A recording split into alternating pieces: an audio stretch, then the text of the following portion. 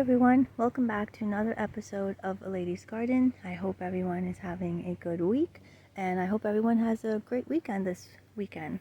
I wanted to give you guys a plant update on an area that I've been working on over the course of the season. This is going to be the bench area, as you guys have seen in past videos. And what we have here is that I decided to go ahead and plant 5 Feather Falls carex grasses. The plan originally, as I mentioned, that we were just going to use flagstone, but I was having a hard time finding that flagstone.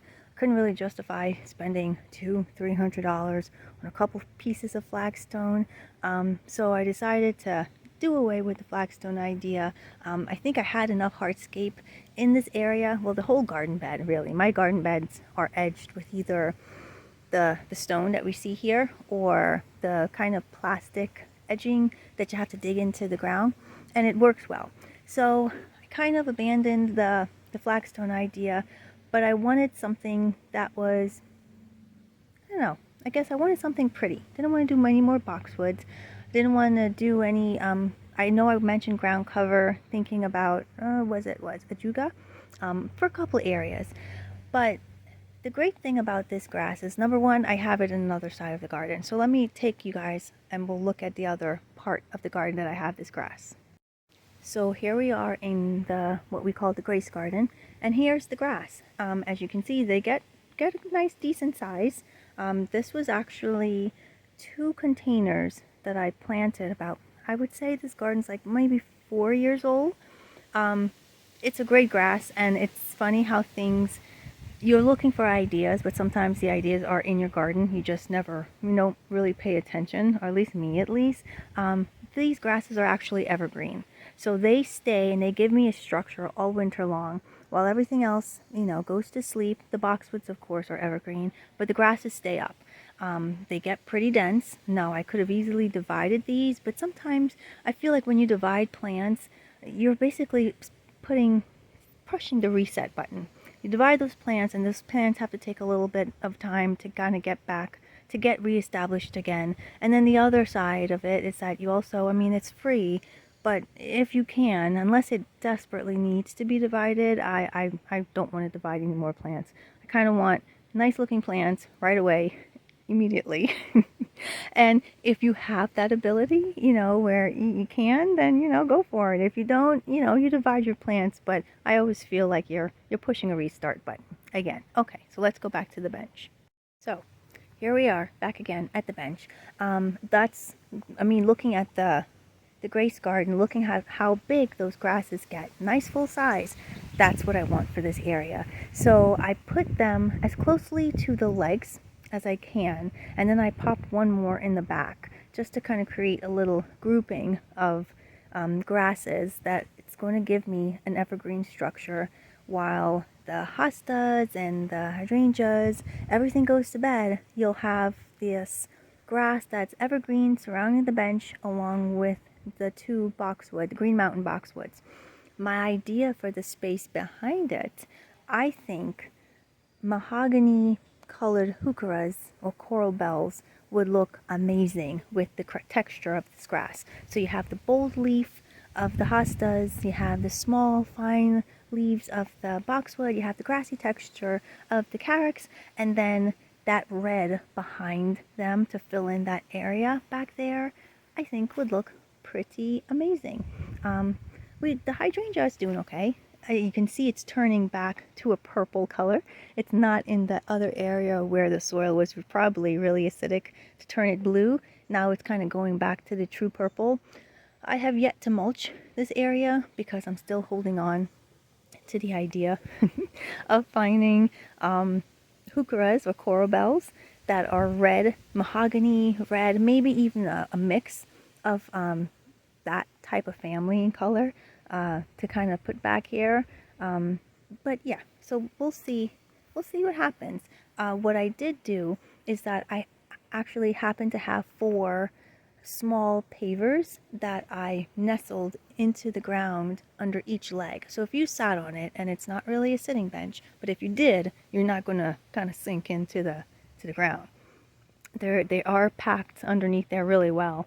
So I think that's going to be a really nice look. So I'm really excited about that. It's funny how things work out when you kind of have an idea, but then the idea changes, and ideas change from time to time. I mean, gardening definitely takes time, and it's a process. It doesn't just happen all together, at least for not for me. I mean, maybe it does for other people, but for me, it has been taking time. I would like to see my garden completely finished and, the way I want it to look, but, it's the journey, I suppose. So let me show you guys what I did with the little pieces of flagstone that I originally had under the bench when the space wasn't as open. So let's take a look at that. So here we are in the entryway of the arbor in the garden, and there are the flagstones. So I didn't want to just not use the flagstones, and there's my sneaker footprint on that middle stone. But anyway, I didn't want to just waste them. I mean, really, I wouldn't have. They were just sat in my garage, which I think is another another type of wasting. And I did see this idea in other gardens that they did like a threshold. Really, what I saw was just a couple of stepping stones going in to their garden, but not actually going to a destination. But I figured, well, I want to just make a threshold. So all of these pieces were originally under the flagstone before I opened that circle or that area up and made it bigger. And everyone, my household, they think it all looks cute. I mean, it would be nice to eventually, once we get the grass situation under control, the grass will be growing between them. But right now, I mean, something's growing in between them. So, and it did pass the barefoot test. So I nestled these into the ground very, very well. Then I think we had a rain. So I know the rain probably soaked them in. The one thing about this area is that it does kind of slope a little bit, probably because just of the grading. It's something I did take into consideration. I wanted to build the soil up, but really if I did that, it wouldn't have been very, very stable. So I just worked with what I had in regards to the grading of the soil, but I made sure everything was really nestled in there and neat. So never throw away things. I mean, I don't want anyone to become a hoarder either, but if you have the space to keep things, definitely keep them, and you can always reuse them in projects. So I'm over in the gray side of the garden with the hard to develop roots of the pine tree that I have going on, and this is one of the coral bells or heucheras. I'm not sure which one, but this is one that I actually had planted. I had quite a few planted, and over the years they just kind of like pitter-pattered out. But this one remains. So it's just here by itself, hanging out. I might transplant it over to the bench garden and start with this. And then what I would do, I would just probably take one of the leaves, take it to the store with me when the time comes to pair it up with another heuchera or coral bells, so I can have the color. I'm not sure what the name of this one is, but it is very pretty. It has really a nice leaf pattern and has really nice veining on it. I never even cut back the stalks, so that's something I can probably do just to get myself started. But just to have one lone coral bell heuchera sitting over there, I don't know, might look kind of but we'll see what happens. So that'll be it for this video. I might consider just moving the other one, the heuchera, now, and just inspiration just putting it in the center, and then after just kind of keeping my eye open for some.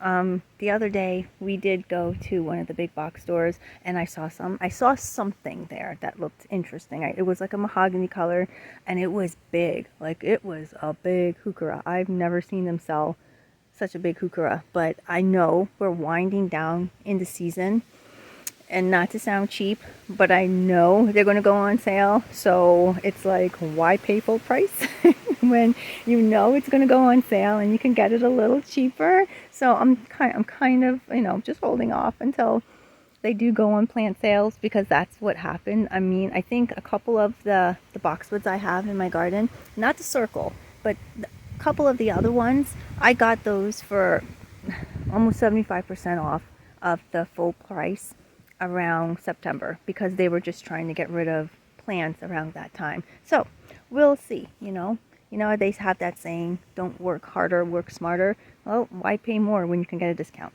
Kind of the same thing, right?